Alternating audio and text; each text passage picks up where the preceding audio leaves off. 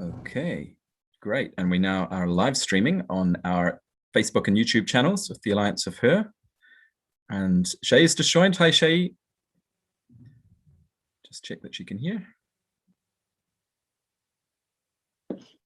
Hello. Hello. Cool. Now we're all together. Great. We'll get started. We've got people joining at the moment, but we want to make full use of the time we've got. So we'll just get straight into it. So first of all, good evening, everyone. Hello. Welcome to the event. Greetings from a very balmy 26-degree Brussels, Belgium right now. The sun's blazing outside. We're thrilled to have you all with us. My name's Adam Vink, and I'm here on behalf of the Alliance of Her and the ALDE Party just to briefly introduce our moderator and the event itself.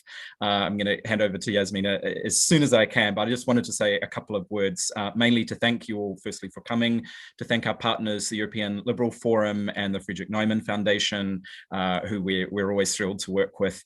And many of you will know we launched the Alliance of Her in March, really to build on the success we'd had with the European Women's Academy since that started in 2016. And one of the key ways we wanted to do that was with our academies and really sort of expand the way in which we could bring people into the academies, give more opportunities for learning and connection. And tonight is really kind of the first example we've got of that, a kind of open virtual online session of our Alliance of Her Academies. And of course, the issue we wanted to tackle first up was one that we've heard a lot about since we started in March from our members and from our network. There was a lot of concern when we were starting to talk with our members about the challenges that they're facing in their political journeys around the issue of online violence, the fact that it's getting more intense, it seems to be more pervasive.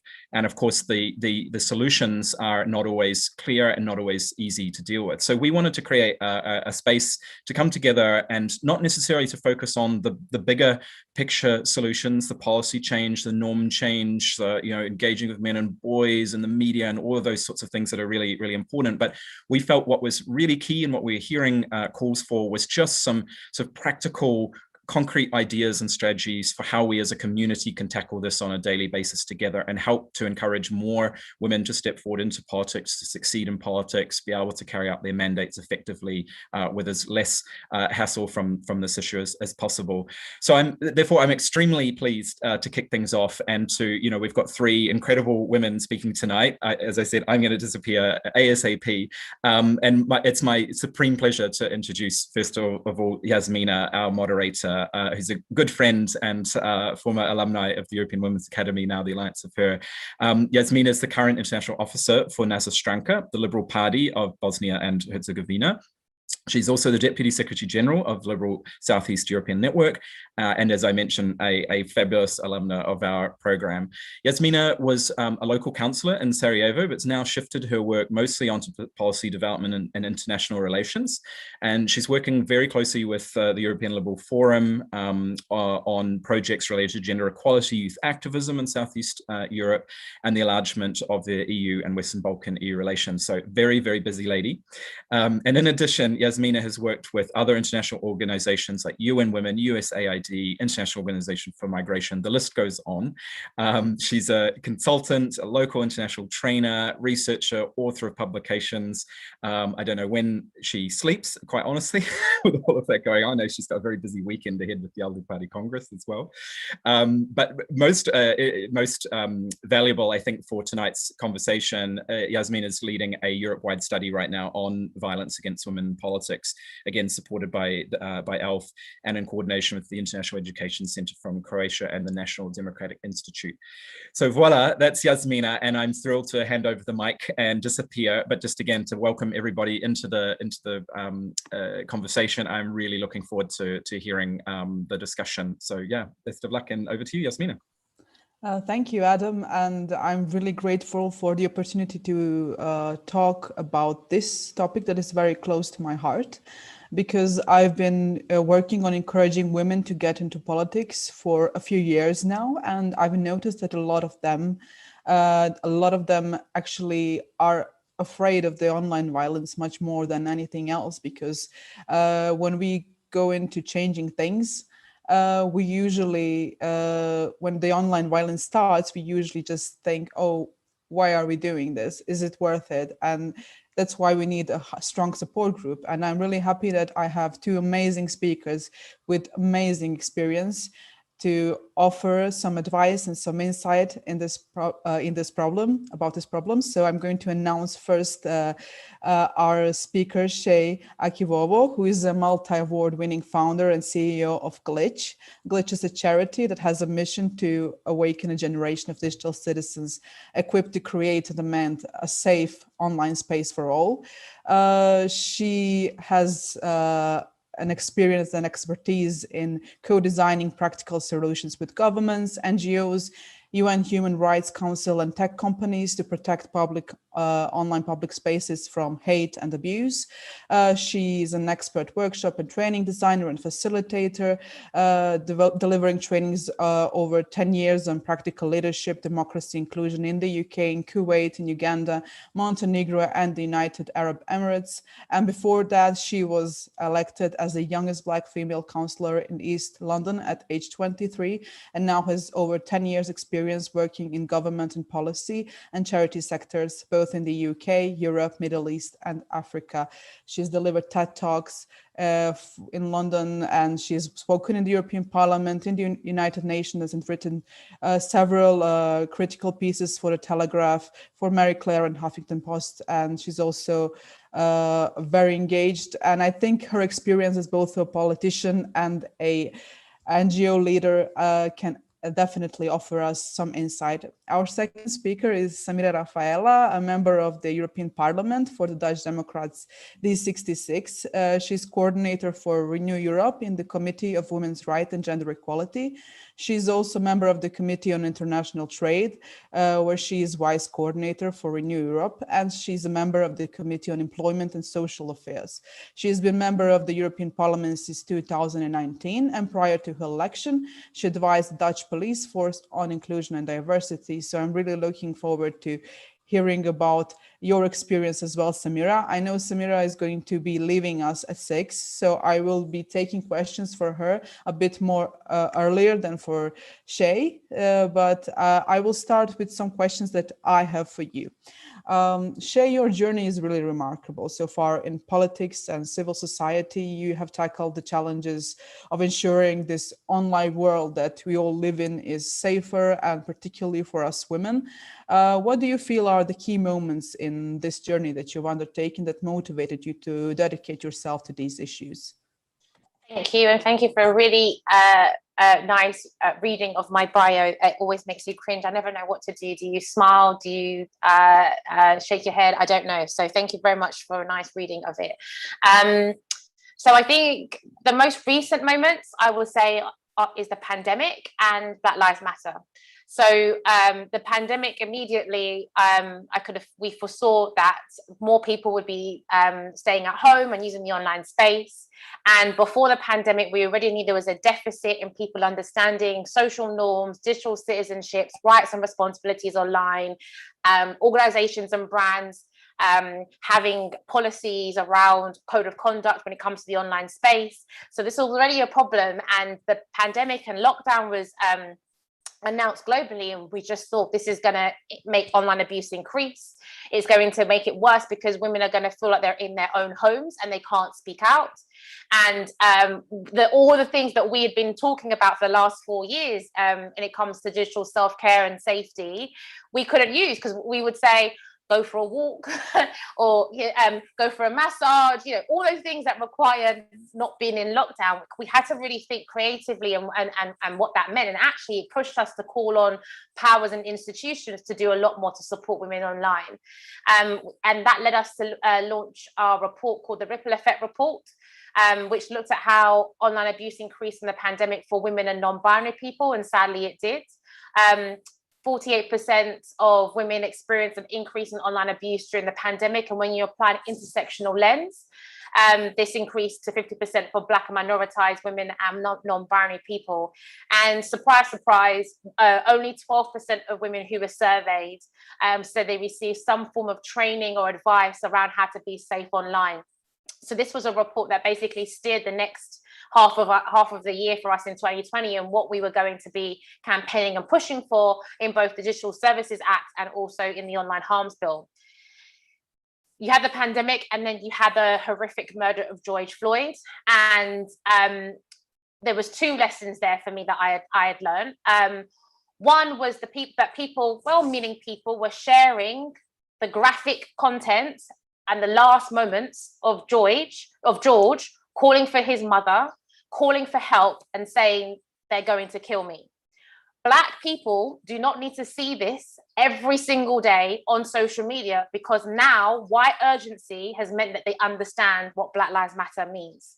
And so immediately there was a need for us to respond and say, online safety isn't just about free from violence, isn't just about free from abuse. It's also about flourishing and having a safe and online experience. And so we were calling on tech companies to not just do the usual Black Lives Matter statement where they say they're going to improve diversity and inclusion, but actually make sure their technology was living that statement and giving users controls around how they navigate the online space and being able to mute graphic content. There was massive inconsistencies, and it felt like there was racial porn happening when it came to graphic content. You'd have videos going viral of the horrific bushfires in Australia, and there would be a sensitive label warning on that trending post to say, this is sensitive material, are you okay to continue? But on Black Lives Matter, on George Floyd, that sensitive material label wasn't there. And so that inconsistency when it comes to racial discrimination online with tech companies' powers was not being discussed in their statement around general diversity of their staff. And the second and the final thing I'll end on is around a public health approach to online abuse. The discussion around restorative justice and the conversations we've seen from Black abolitionists across the world, but primarily in the US, made me really think, am I setting up an organization? Have I founded and am I leading an organization that is basically perpetuating this pipeline to prison? Because somebody has committed an offense online and we haven't done that education when it comes to digital citizenship, we are now basically requesting for them to be given a prison sentence and to have a criminal record, which we know only means that you're going to be less likely to have a job, in poverty, and therefore perpetuate that cycle that does bring about criminal behavior. And so for the last year, basically, I've been really looking at what does a public health approach to online abuse look like? What does it look like in schools when there's been an offence, there's been a girl that's been sexually harassed or she's been a victim of the shade of non-consensual photography? What can the school community do to centre the victim and have restorative justice that centres the victim, but also ensures that we're not encouraging this pipeline to prison? What does a public health approach look like for our platforms, and them seeing and social media companies seeing that they are part of an extension of our online communities and our public spaces? And finally, how do we end this cycle of violence? Women are 27 times more likely to be abused online than men. That means today, in this moment, as I've been speaking, every 30 seconds a woman is abused on Twitter. We know violence spreads. We don't have enough mental health support, holistic support, access to justice. Therefore, we are seeing the violence spread. And I think we need to look at what are the drivers to perpetrators online and how do we circumvent the violence when people have become victims of online abuse. Thank you. Thank you so much. I mean, it's a powerful topic, and I knew it's going to be a powerful introduction and a powerful first round. But I must say, I'm always blown away by facts and by the figures regarding online violence against women. And yes, I know I've been a politician myself, and I've done this campaign of changing the codes of conduct in the parliamentary bodies in Bosnia and Herzegovina, and I've managed to change it in my council where I was elected councillor. And it was news, and it was posted by news media outlets. And I remembering, oh, the irony, but I expected it. Yeah, I got online violence and I got hate on that post. And it was really shocking, even though I was prepared. And I'm going to move on that note to Samira. because I have the same question for you. What have been the key milestones in your political journey so far, and how have they impacted your thinking on the issue of online safety as a woman in a political arena? Because I know for myself, it's been, you can never prepare yourself fully for this, because even though you think you're strong, there is always a danger for high emotional trauma. Yes, definitely. Thank you. So I started my political journey during my study in public administration at Leiden University, where I specialized in the origins of radicalization and terrorism. And I think already from my studies, I could see that how important it is to work on specific topics in politics, named, for example, security, safety, but also economic and social equality. So I became politically active with the Young Democrats. That's the youth organization of my political party, D66 in the Netherlands. And I think it was definitely in this period that my ambition rose to one day become a member of European Parliament. I knew actually from 16 years old that I really wanted to work in Brussels. I was really inspired by some of the visits my mother brought me on, and she explained to me that, in these important looking buildings, people are working on politics and peace in the world. So I was really triggered by that. So my journey to become an MEP was I believe not really easy. I mean, I remember that the moment I came on the list, I was very high on the list, number 3 on the list. I remember that many people did not trust me having enough experience and being equipped for the job, even within my own political party. So, and I think that's very typical for many women, especially young women, when they start in politics, that this is not the place for them, and that they might feel, discouraged. But it's really important that only makes you stronger. And I always say, well, I like a good challenge. And it's very important that we show women and girls that this is really the right place for them to be, and that they can also be in politics. But then we really need to fight prejudice and underestimation, because that's what women face as an extra challenge in today's world. And we also see that the public debate has shifted from the public spheres to the online environment, where people can spread their hate anonymously and instantly. So fake and anonymous accounts, they tend to dominate the discussions on Twitter, for example, we see, but I even get them sometimes on my Instagram. So this problem has really has really been created, I believe, in the last decade, and we have not been able yet also to counter it with adequate solutions. So that's really what we need to start working on. Research by The Economist illustrates that nearly 40% of women surveyed had been harassed online. The vast majority of 85% had witnessed harassment or some other form of online violence, and more than 50% of women consider the internet to be an unsafe place for women. So, and mostly women who dare to speak out publicly, who express their opinion and challenge the status quo, they are answered with hate, sexism, and racism. So also depending on who you are, how you look like, you will get this toxic cocktail. And it happens to me as well, where I mainly got comments with a combination of sexism and racism. And it's especially the case when I speak out about institutional racism or racism in general. Because obviously, these are sensitive and uncomfortable topics for a lot of people, and they obviously evoke the most hateful reactions. So as a politician, I'm definitely in a public position, and I think that therefore it's also my duty to speak out against this problem. And this is exactly what I also did last night in the Parliament's plenary debate on women in politics, because online hate is especially problematic because it can lead to, when it comes to censorship, so it can lead to self-censorship of women, and that would leave also the most issues unaddressed. It's dangerous for the emancipation of women, but also for our democracy, because it creates an extra barrier for women to choose a career in politics. And also when it comes to equal representation and the need of having role models, we really need to fight this problem. So it is also for that reason that we should be very dedicated also when it comes to improve the role of women in leadership roles. For example, with the Women on Boards directive that we are working on in the Parliament.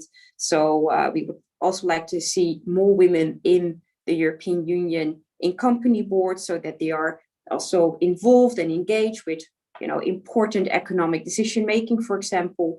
And it's also very important that we make sure our working environments are safe and that we remove all forms of harassment from the work floor, including, of course, online harassment. So the European Parliament is, for example, also working on a resolution that combats harassment on the work floor. And then lastly, the European Parliament is making now progress in protecting women online. The new Digital Services Act that obliges large social media platforms to expand their efforts in removing illegal content from their platforms.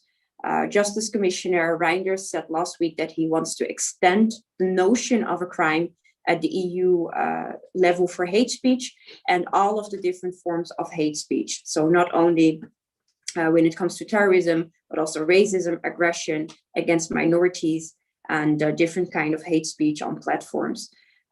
So it's a good step that online violence against women is being now acknowledged as a serious problem, and that's the first very important step. And now moving forward to strong legislation.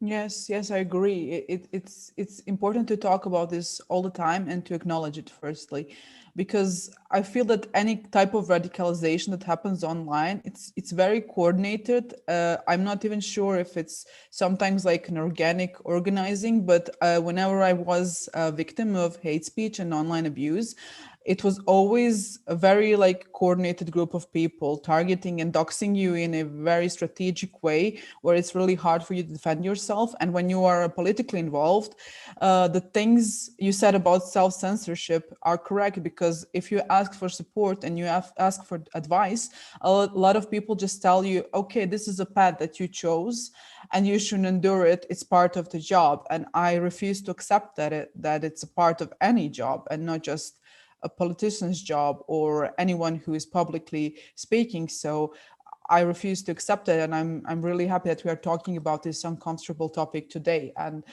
Shay, I know Glitch's mission is to awaken a new generation that are equipped to demand safe places online. But how are you actually doing this? What are the examples that you can name that you have successfully have dealt with online abuse or violence? And what did you learn from this? Do you have any like practical tips? I'm really curious. Yeah, thank you.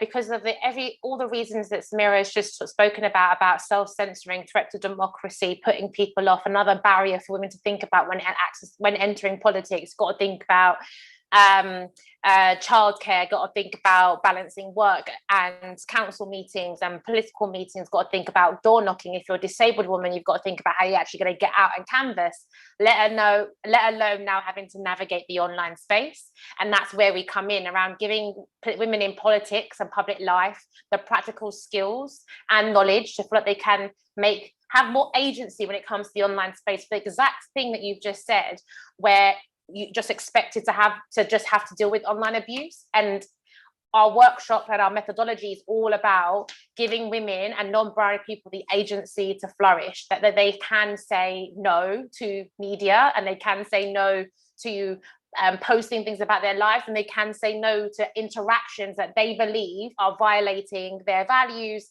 and their human rights. I mean, we've only had to see recently in the last week when Naomi, the tennis player, said that she didn't want to speak in the media, she didn't want to do a media interview. And as a Black woman, her enforcing her boundaries, the backlash that she got, the absolute irony in the fact that she got abused because she doesn't want to speak out in the media because she only just gets highly scrutinized and abused.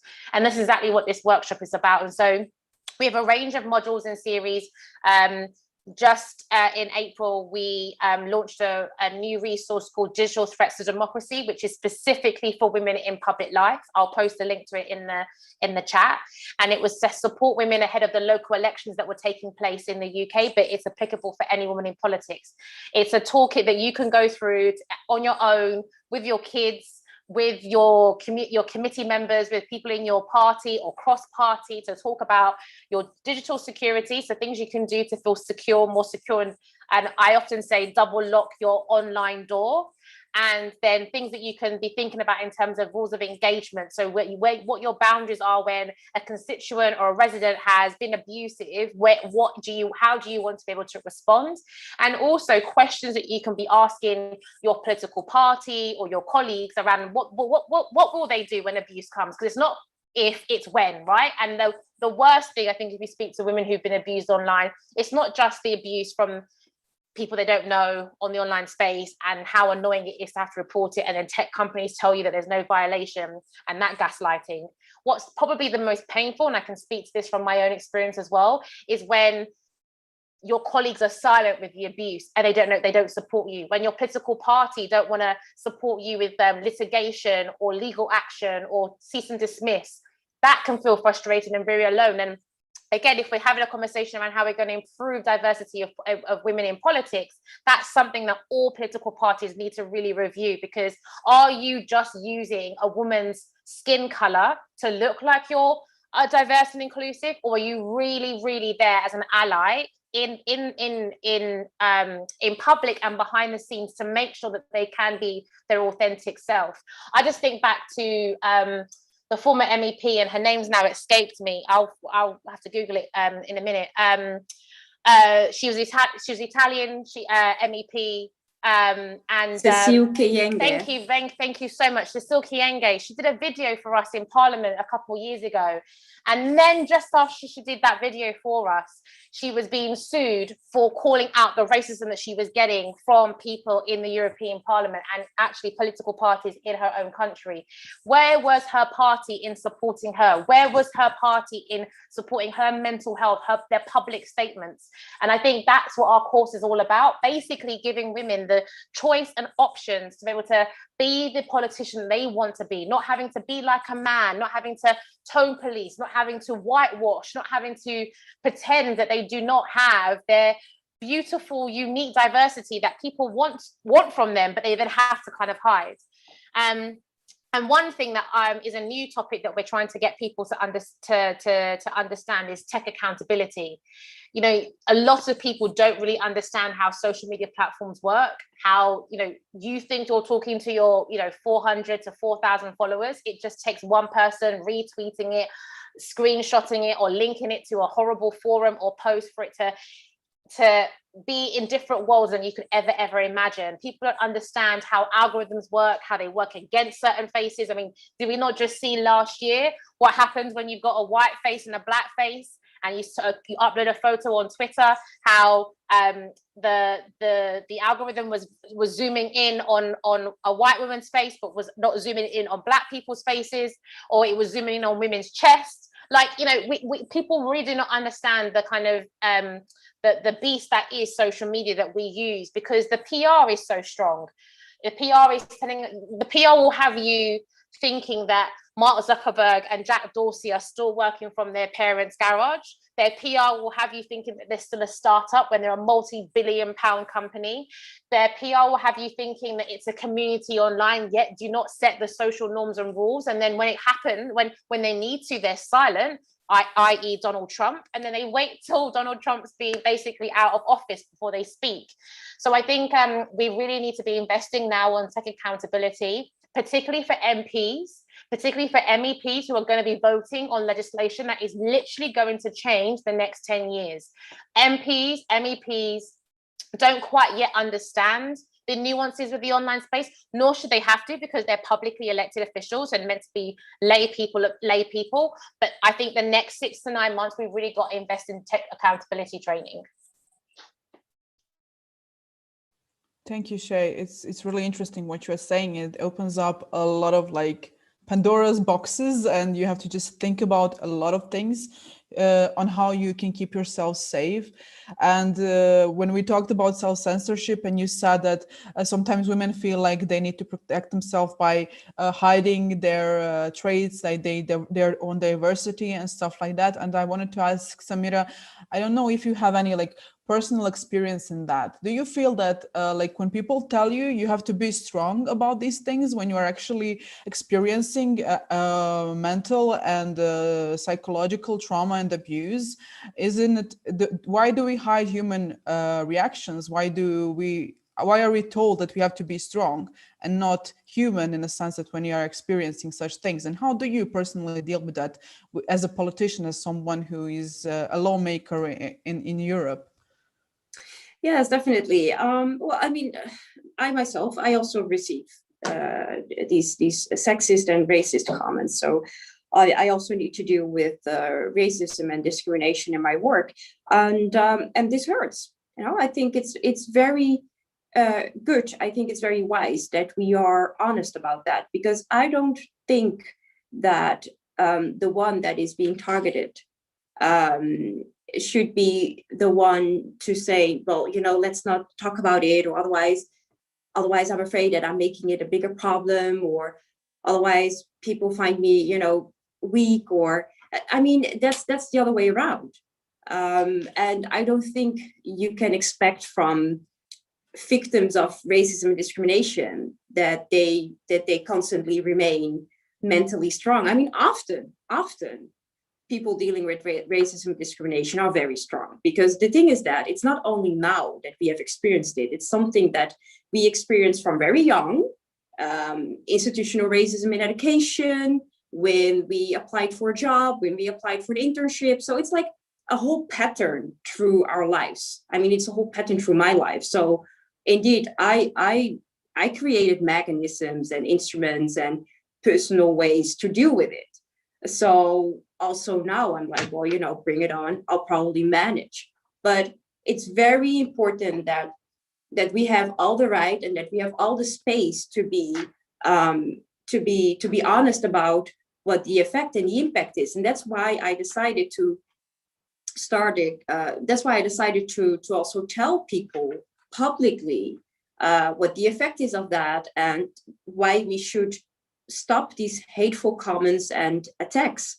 And I don't think we should say to people dealing with racism and discrimination that they need to be strong. No, it's the other way around. We need to make sure that people stop with doing that. And it's very much time also to understand that that also people of color need to be fully respected and accepted when they say that this is damaging them, when it's hurting them, because we are human beings. So it's very important to start accepting also people of color when they share their emotions and experiences, because they have all the right to do so.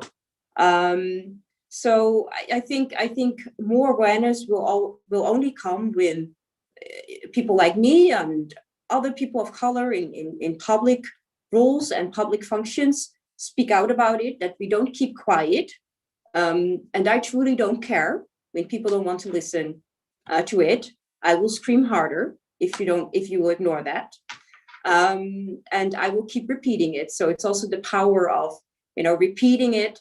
And I remember that, especially during my first year as a member of European Parliament, I sometimes heard complaints, people telling me that, well, aren't you too busy with, you know, only these topics on racism and discrimination? Well, I do so many topics more. I mean, I am doing international trade, I'm doing artificial intelligence, I'm also doing I'm doing human rights and even foreign affairs. So, you know, I have indeed many other expertises, but that in a way people ignore. They don't see or hear that, some of the people.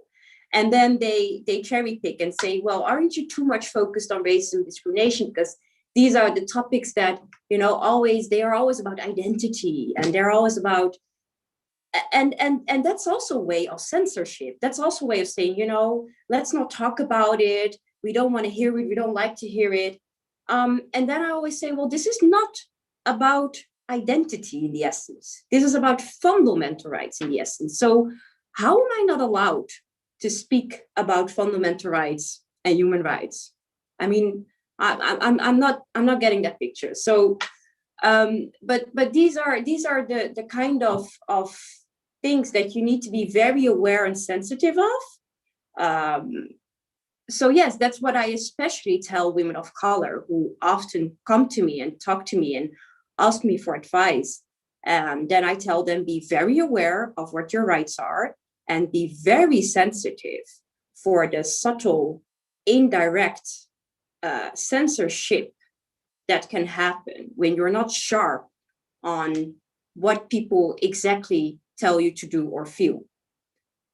So yeah, that would be that's my take on that. And indeed, it impacts you. So it's very important that you take care of yourself and that you allow yourself sometimes to be distanced from the daily practice and to think and to evaluate and also to say no and to explicitly say, don't cross my borders. Yeah, what you just said really cut close to home because I never actually thought about it. I do a lot of different things, and yes, coming from a small country in the Western Balkans, people always either talk to me about like these type of things, and they feel that I'm annoying with these topics, always repeating it. And when other people have other passions, like be it healthcare or whatever, somehow that is a passion that is not annoying. But when you are fighting for human rights and equality, then you are annoying. And I feel like that combined with this whole be strong also crosses into the area of some sort of victim blaming. And I don't know, Shay, if you would agree, because you have offered so much technical support, but I feel like also this emotional support is very crucial for surviving in this online jungle. Absolutely. I mean, how do we get people to understand that same innate reaction and response they have when it comes to violence that takes place offline, whether that is sexual assault on the tube and the metro, whether that is a fire or a burglary? We know to call the local emergency number. Before the pandemic, when we were able to travel, before Brexit, when the UK was able to travel in the EU freely, you would get a text message of the emergency numbers, as you were being already equipped with how to be safe as a guest in that country, as a visitor in that country, as well as how to be there for somebody else. We don't have that when it comes to the online space. Facebook has something like 3.2 billion monthly active users. That is like 3 times the size of Europe, like twice the size of China, like huge numbers we're talking about. And you can't call anybody. You can't call anybody when it comes to that emotional support. And so what do we do as online digital citizens to provide that support to friends that we see are facing abuse, colleagues in the same political party that is facing abuse, or people that we admire? I think that's something to really talk about, that often people think, oh, because they're a celebrity or an MP or they're at that distance away, someone is managing that, someone is dealing with that. Let's just be reminded of Caroline Flack here in the UK, who took her life because of the amount of abuse that she was receiving online. Let's not assume that people have everything in control and that someone's there. And so the emotional support that we talk about is around online active bystander, that same bystander interventions that we've been learning and drilled in at school. We now are trying to apply that into the online space, where people can respond effectively and responsibly when they're seeing abuse. They can provide support to the person that is on the receiving end. They can help report the abuse, is really important, even though I know the reporting mechanisms of social media companies is not there yet. It does take that burden off. And there's a real conversation to be had around online efficacy, around quote tweeting, quote posting, and people opening up their audience to the person that they are amplifying. And that happened a lot last year with Black Lives Matter, where white people with privilege were trying to share and raise awareness of it. And then all of the people that disagree with them were now just piling on to these really small organizations that couldn't keep up with it. So I think there's a conversation around online efficacy and consent, and also how we all use our privilege online. This month we're celebrating Pride. Next month in the UK we celebrate Black Pride. There's a conversation around how all of us who are straight, who have that privilege, can be an ally to those who are constantly on the receiving end of trans exclusionary radical feminists who are relentless in their campaigns to make trans women and men feel like they do not have a place here in society. So I think there's a lot around that emotional support. And then finally, and I'll end here, I think it's about our language. We've all got to check our language. I really like the fact that you say online violence. I think we have to start using that word. Glitch started using online violence when we started, and we got a horrific amount of abuse that we had to say online abuse. I mean, we still get abused for saying online abuse, but we were getting abused for saying online violence by women, saying that we were diluting violence and comparing it to domestic violence. And I think that is a very rocky conversation to be having if we're starting to compare violence and doing a hierarchy of violence. I don't believe in doing that. And then we were getting abuse from kind of your white men, incels, saying that, you know, we were snowflakes. But it is the language. It is being able to call it violence. It's been able to acknowledge what's happened to them is trauma. If we dilute it or we gaslight, we are only extending that trauma. The best thing you can do is meet someone where they are and acknowledge with them that what they went through wasn't okay, and that you can and will do everything you can to support them. Often when people come to somebody who's facing abuse, they're like, let me know what I can do. That can be really annoying because that person doesn't know what you can do, and they are overwhelmed. Going with practical things that you're willing to spend some time doing is really helpful. So saying, Shay, I've seen that you're getting abuse. I can spend the next hour helping to report it, or checking your name on social media and like documenting abuse. And we've got a how to document abuse resource on our website. That's a more practical thing, and you're asking permission, so you're not taking away that person's agency, but you're giving them options around how they can respond and affirming them that they can respond, rather than taking away their agency and just now trying to be a white savior. Yeah, it's a very important point, and I guess it's the raising awareness is become kind of a word that's so annoying to a lot of people, and which is annoying to me basically because like I said earlier, like I've seen men be passionate about fitness or whatever, and they're like super supportive, everybody's super supportive, but when you are passionate about a cause like fighting online violence, you get hate. And it's so ironic that you can even say the word without getting hate. And I know because I've also experienced this. I know Samira has to leave us because it's plenary week in the European Parliament. So I've got a question that's really interesting, but first let me read some messages that I got from our listeners. So Beata from Progressive Slovakia says that she totally agrees with us, and that we should not accept it and get used to it.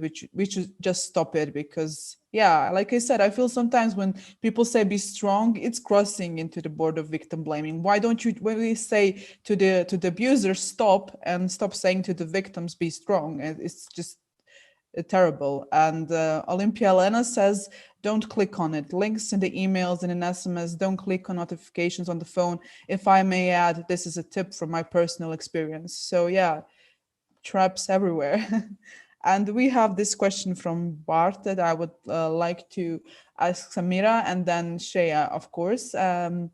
He says, how can I, as a man, be a crusader against online violence against women?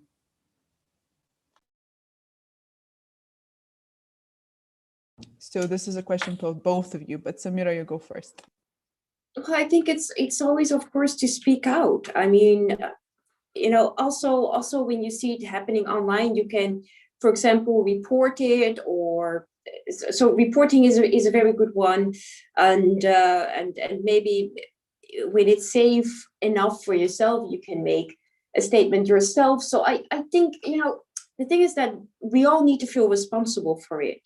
So don't don't keep quiet when you see it, and don't ignore it. And I think it's very important to also speak about it with other male colleagues or male friends, to raise the consciousness and the awareness on the topic, and also try to speak out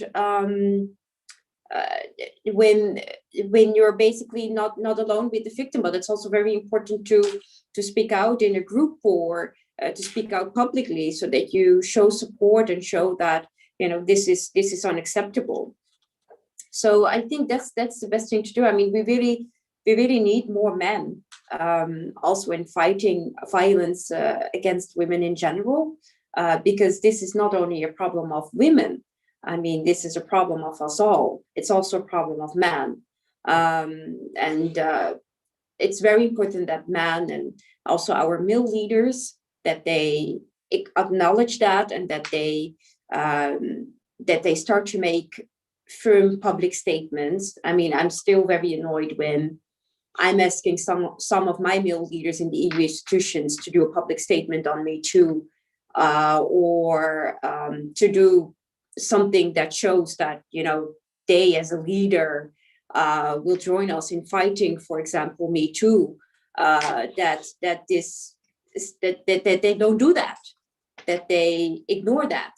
And then they say to you, well, you know, we've put it in brochures and we've put it on posters. And I'm like, oh my God, are you seriously not getting the picture here? You know, we need male leaders to speak out publicly, tweet about it, email about it, do something. So that's very frustrating sometimes, very frustrating. And it's very, don't leave it to only the usual suspects. That's also not fair. Thank you for the messages that you've sent out to all the women listening. And before I move with the same question to Shay, I've got a message from Alimato, who says, brilliant discussion, thank you, and feel free to write questions you have in the chat. I actually have a follow-up for you, Samira, a last one, and I would like you to, after that, send out a message to all of us, all those who are listening, and then I can continue the conversation with Shay. Well, basically, I know, like you said, report and block, and that's the one instinct is to engage, and the other one is to block and report. But you coming from a liberal party, and I know I've had some experience with that. Do you ever get, like, if you block, then this abuse continues, you just don't see it, and then it turns out into a thing where they say, oh, liberals are blocking freedom of expression. Liberals should accept different kinds of opinions on things and stuff like that. This whole spinning this issue. Have you ever had this kind of experience? Yes, I know in the beginning that I was warned for doing that, for blocking indeed a follower on Twitter. And it was pure racism. And then someone advised me and said, oh, I wouldn't do that because as a politician, you should not block people. Indeed, freedom of expression. And I said, so what about me here? So I'm a victim here of pure racism. I am being bothered with this nastiness. And you expect me to just accept it and to just look at it without any consequences. I mean, the last thing I can do, at least I can protect myself from it mentally. And that's what I deserve, to not see it. So I really don't care if people think that I'm blocking their freedom of expression. I mean, they have so many other ways then to continue with this filthiness. So yeah, if I can block them on my social media, because that needs to be my safe space. I wouldn't allow such people also in the offline world, right? Then you would call the police, or you would file a complaint when people intimidate you or threaten you, or when they call you such names. So why should I accept it in my online space? So I will block you, definitely. Before I ask you to send out a message, I remember we were doing this youth project because there's a lot of hate speech in the Balkans because we've had some post-war tensions and it's been like only 25 years post-war. But we have new generations who are younger than myself who have not experienced the war still posting a lot of hate speech. And we've had this a gallery exhibition where we actually put these insults on posters, and people were shocked by the exhibition. They were like, what is this? And I'm like, that's the space you are in. That is the online space. That is your daily online space, just there on a wall on a big poster. Because when you put it on a poster, it looks different. We have gotten so much used to the hate that we don't even see the effect it has on us until you pronounce it loudly or you put it on a poster. So yeah, I don't know if you have any last messages before we let you go, and Shay and I can continue. Yes, thank you so much for having this discussion. And it's very important that we keep having these discussions because that really helps with raising awareness. And I truly hope that even though women, and especially young women with ambitions in politics, when they know, see and hear about this, that it will not bring them to the decision to not enter politics. I mean, I will be honest about it. Yes, it's definitely difficult to deal with it. And it can be difficult. It also depends on how you yourself cope with it, given your background, given your own personal history. But just know that it's allowed to be vulnerable and open and honest about it, and just know that this is your place to be. So we need more women, and I can guarantee you that women are very effective in politics. Women are very good politicians. So just hold on to your ambitions and make it happen. Thank you. Great positive message to end this. I will move with the same question for Shay. So what can men do? And Samira already said that they should speak up and they should not. I've experienced this even with like physical violence. They always come to you or the victim and they say, oh, he's such a prick. He's a terrible person. Not all men are like that. And I love the meme, not all men, but definitely this guy. But I would really love men not think about the collective guilt and to think actually about the victim. What do you feel about this, Shay? I completely agree. I mean, there are tangible things that men can do when it comes to online violence. I talked about how to be an active bystander, and men with privilege can intervene more effectively than a woman of color can when a woman's under attack and abuse, because just the way the nature of online abuse works. There's lots of studies and science around how peer-to-peer accountability works for in bystander situations.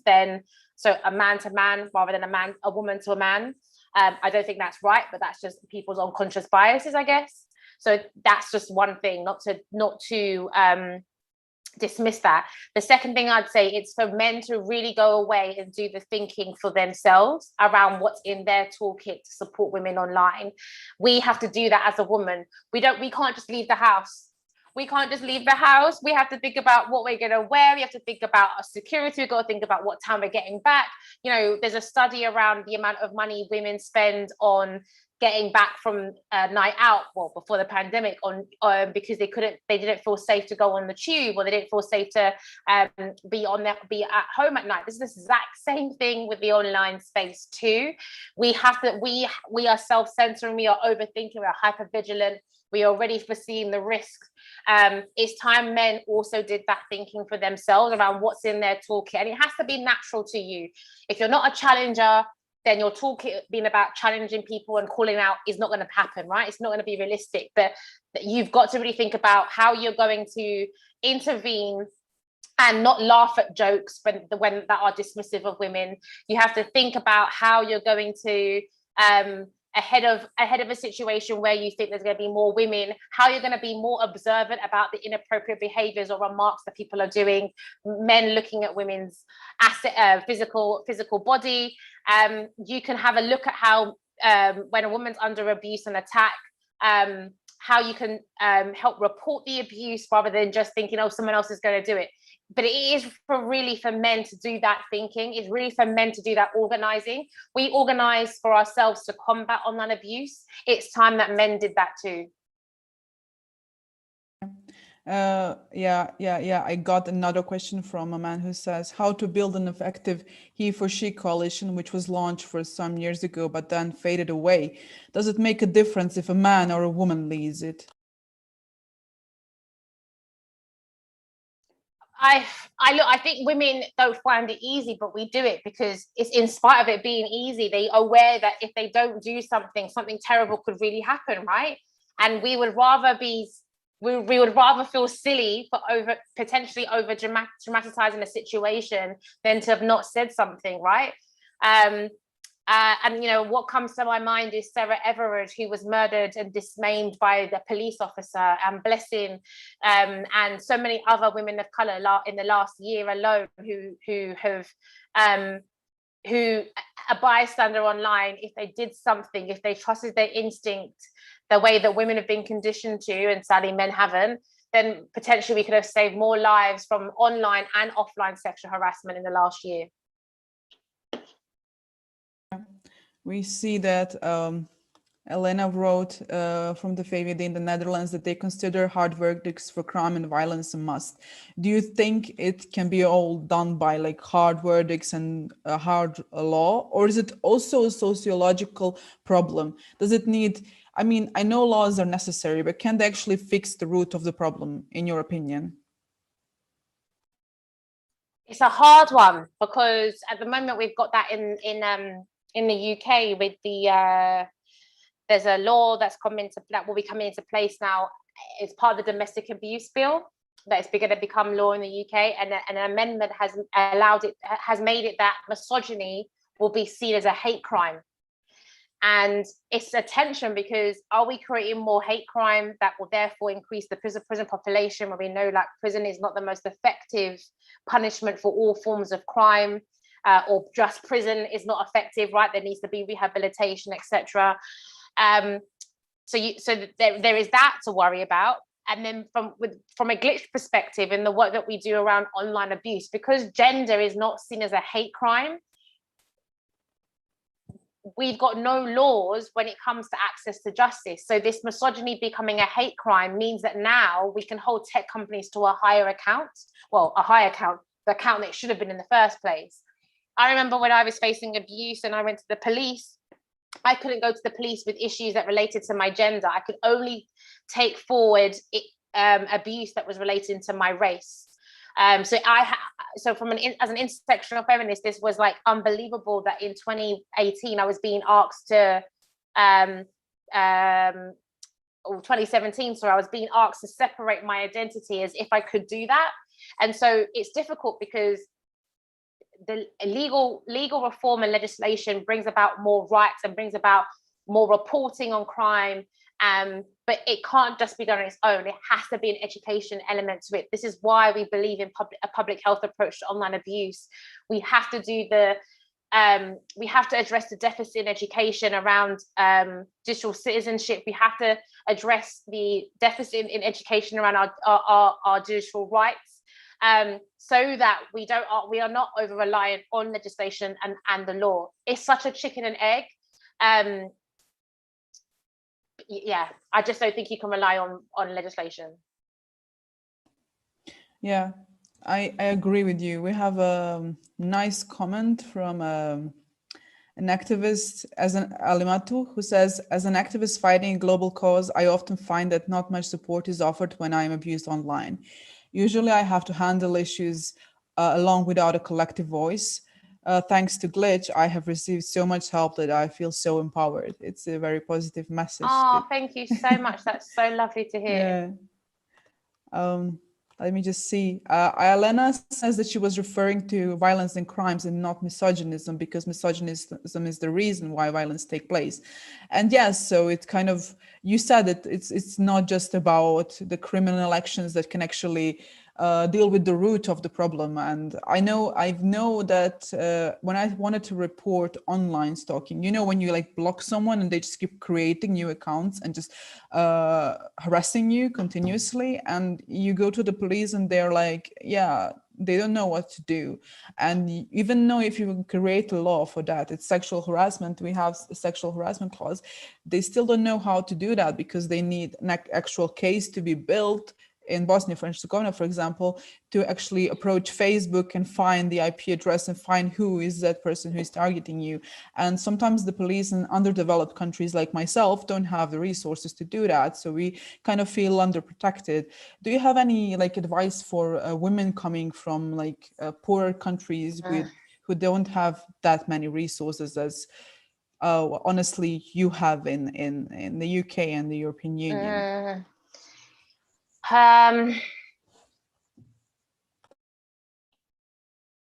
First, to acknowledge like it's not fair. It's not fair, but I've seen so much creativity come from organizations in the global south, because they haven't had the resources. Like, their organizing and their creativity and their outreach has been really amazing.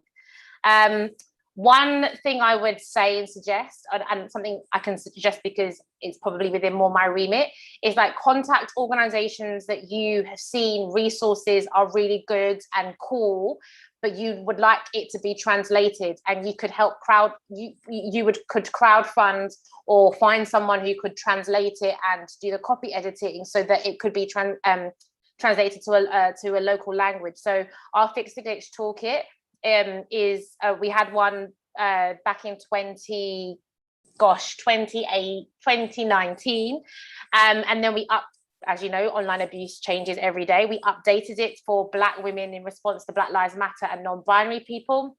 And then we were able to actually get some money from APC, a massive global South organization called the Association of Progressive Communication, who funded it to be translated. We had massive difficulties getting it translated into French, but we were able to get it translated to Portuguese, which meant that we were reaching a kind of the Afro-Latino community that often gets neglected in Latin America.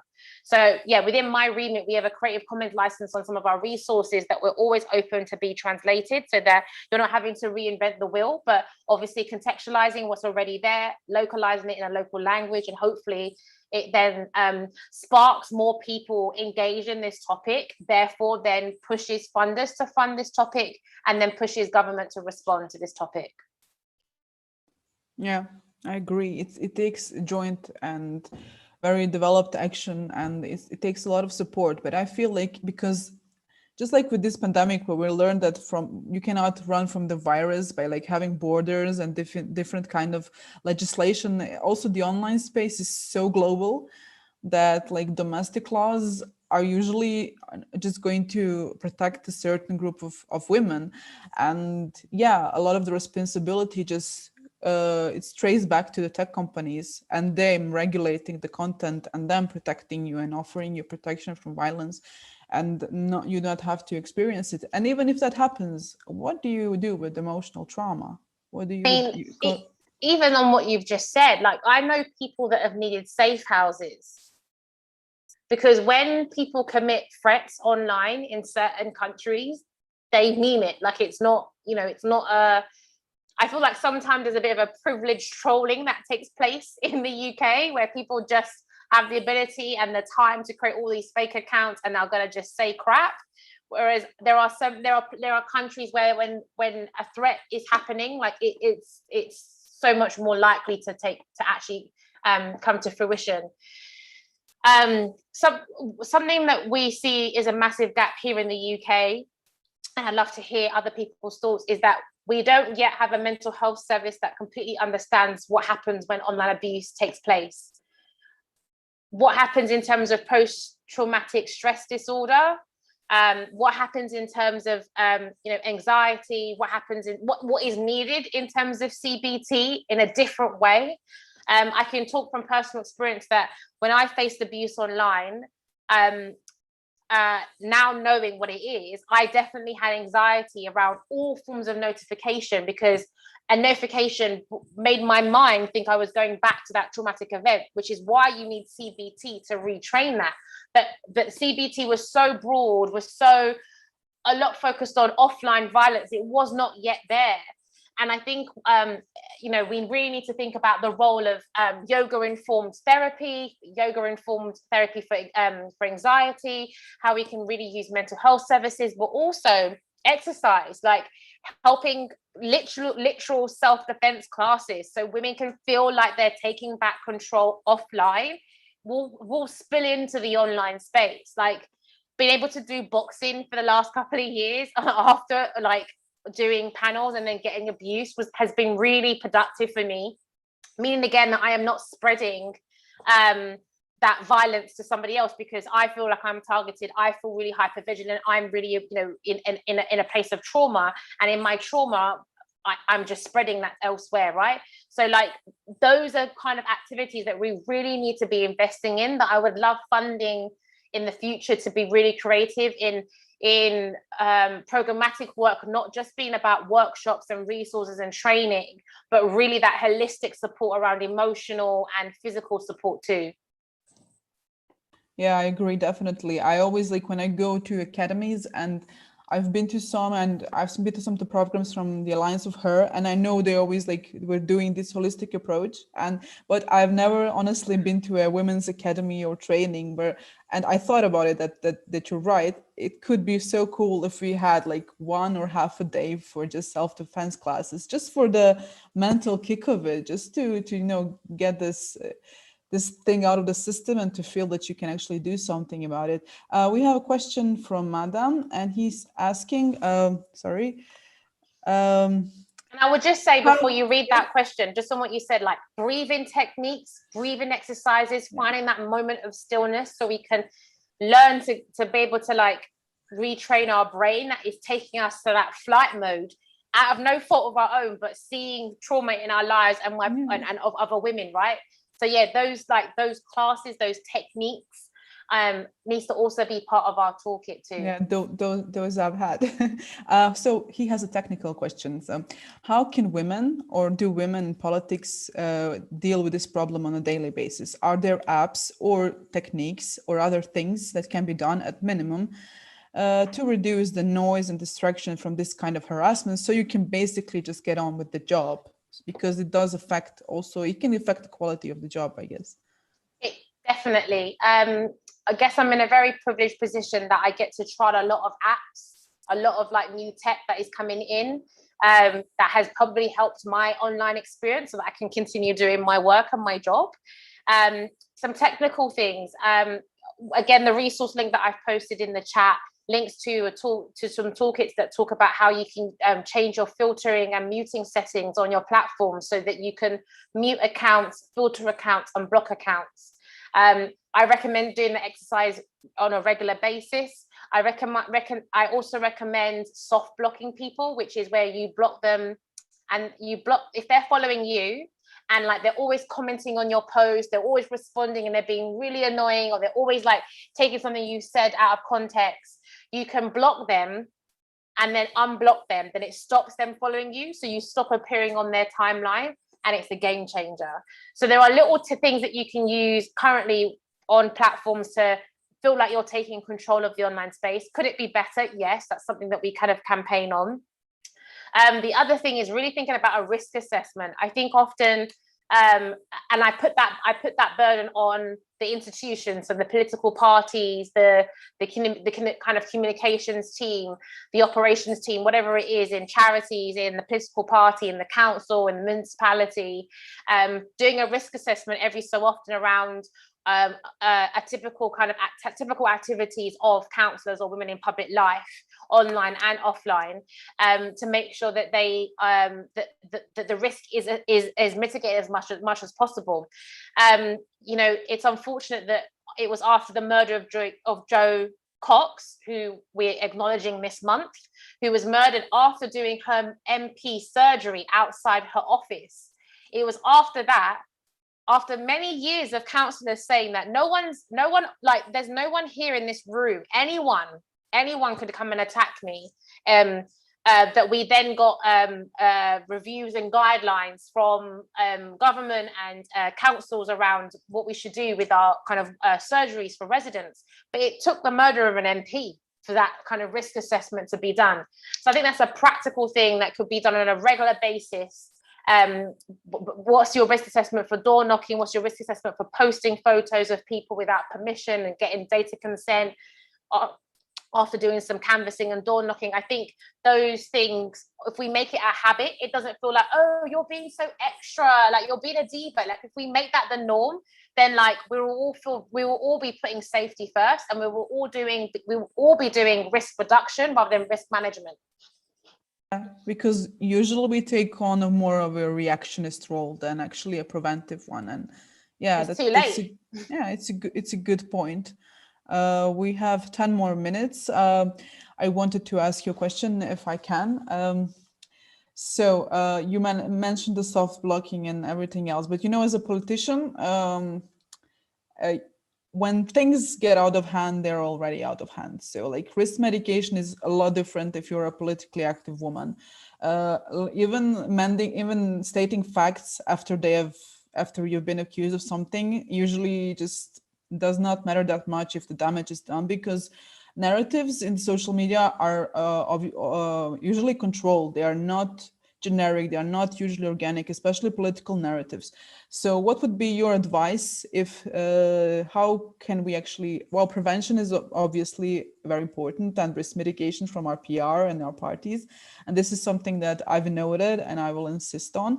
But would you like say to politically active women, like when the damage is already done, how can you continue with this emotional baggage of being targeted? Like, I feel, I might be wrong, I would like to hear from the men in the audience, that they kind of tend to brush it off. And yeah, I'm also like saying I would love to brush it off, but I'm at the same time sick of people saying, yeah, be strong about it. Like, I get really peed off when people say, oh, you're so strong, you're so resilient. And it's like, we don't want to be. It would be nice not to have to be strong, but as a Black woman, I have to be, because the way the world is set up, like I've got no choice but to be, and it is exhausting. So I completely hear you on that. I think a lot in this public health approach, we have to look around prevention. I think we also have to look around the aftermath and what we do. Like I said before about that cycle of trauma.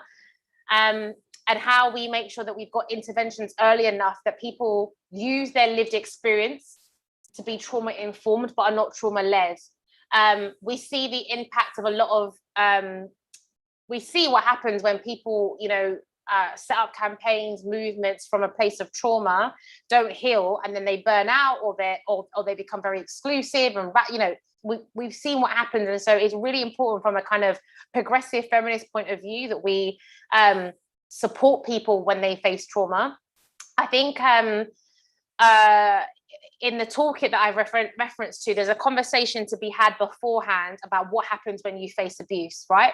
So what kind of person are you when you are in trauma? Do you need to be taken to an exercise class? Do you need a hot bath? Do you need chocolate? Do you need to watch TV? Do you need someone to take your phone away from you? Because it is addictive to look at the comments. It is addictive to look at that and re-traumatize yourself. So you need to kind of work out, when you're not in trauma, what kind of person you would be when you've been a victim and a survivor of online abuse and harassment, and then get those people around you so they know what to do.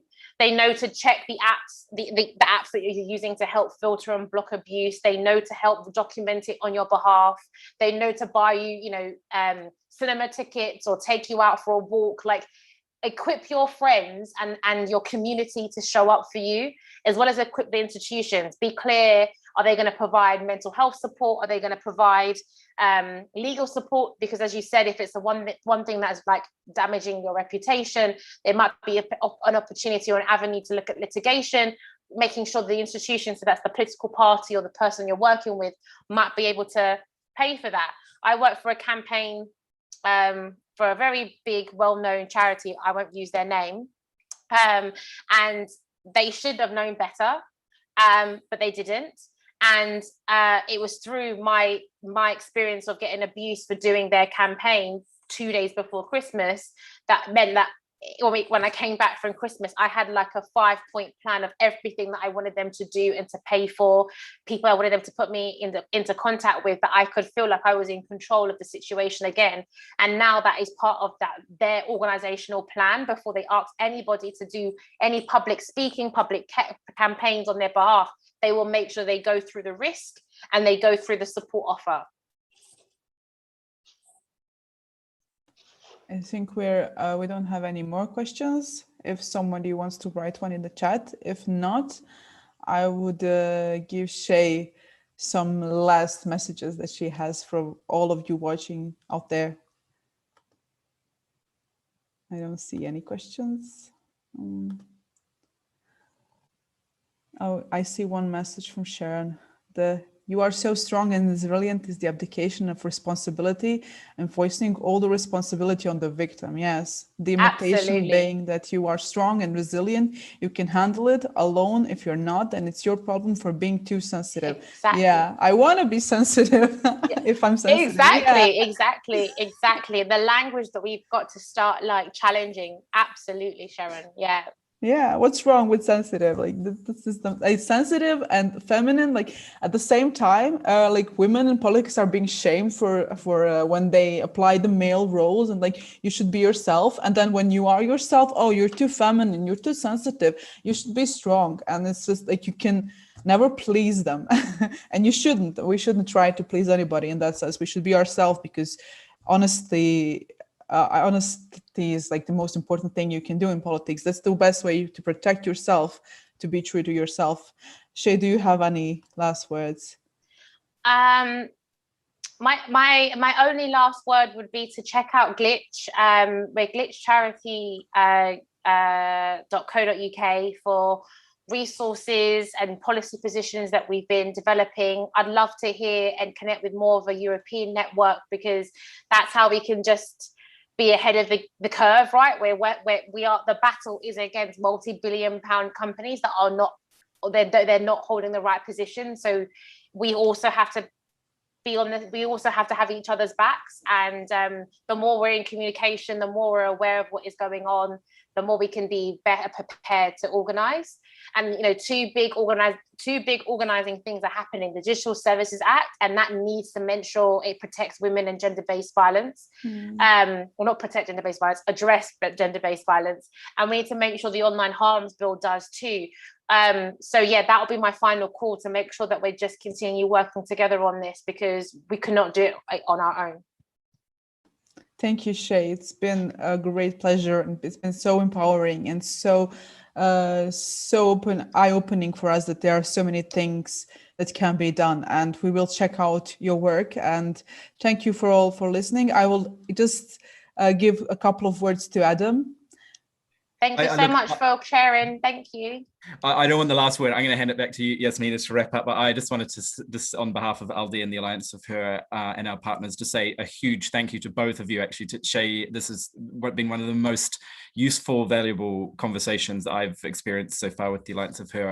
I took so many notes myself and learned a ton. So thanks for that. We'll absolutely share the resources, the toolkits, and I've already seen in my mailbox, I've had a couple of requests to connect with you as well. So you can expect more probably from us in the coming days. And Yasmina, just a fabulous job leading this discussion. You're so knowledgeable and so brilliant when it comes to leading us in these conversations. So I just wanted a big thanks, and of course I'll say the same to Samira and her team as well. It's always great to have her participate. But back over to you, Yasmina. I want you to get the last word. Cheers. Thank you, Adam. Thank you for the nice words, and thank you all for the nice words. Both Shay and I have read them, and Samira as well. It's really great to see that this topic is finally addressed. And before closing the event, I would like to give a message myself to all of you. I will not tell you to be strong. I will tell you to be yourself. And the most important message is, I would like you to take this from this event and the future event and these topics, that you are not alone. Like, when we talk about this topic, I know so many women who just nod their heads and they get reminded of the experiences they had. And I know that from my own experience. So you are not alone, and we are a support group, and I hope we can continue supporting each other and empowering each other with the help of men as well. Shay, do you want to add something as well? Just will say, don't be strong, be supported. Yeah, that's a good one. That's a good one. Okay. Thank you so much, Take everybody. care. Thank you so much. Bye. Bye.